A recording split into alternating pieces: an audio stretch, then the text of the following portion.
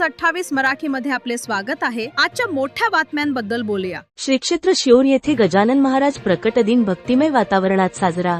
वैजापूर तालुक्यातील श्री क्षेत्र शिओर येथे आज गजानन महाराजांचा 148वा प्रकट दिन मोठ्या भक्तिभावाने साजरा करण्यात आला।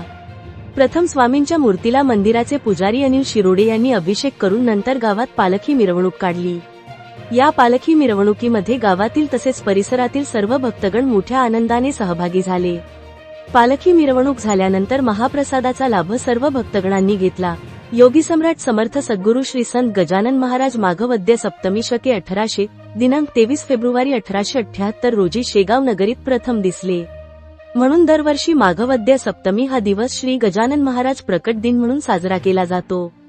संतांचे अवतार कार्य हे भक्तगणांचे उद्धारासाठीच असते।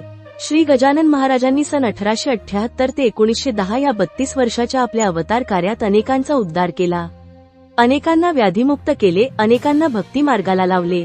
आपले पट्टशिष्य श्री भास्कर महाराज यांना स्वहस्ते समाधीस्थ केले, तर दुसरे शिष्य श्री पीतांबर महाराज यांच्या हातून वाळलेल्या आम्रवृक्षाला पल्लवांकित केले।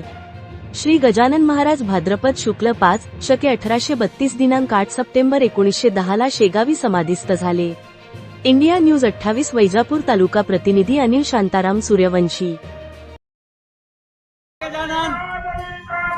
आज श्री गजानन महाराजांचा हा 148वा प्रगट दिन आहे।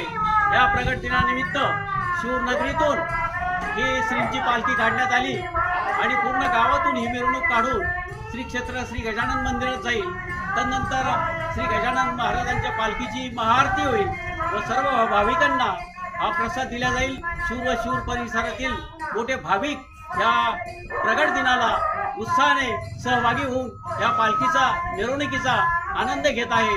जय गजानन श्री गजानन गण गण गणात बोते असा माऊलींचा जय घोष करीत ही पालखी मिरवणूक आता श्री क्षेत्र गजानन मंदिरात जात आहे।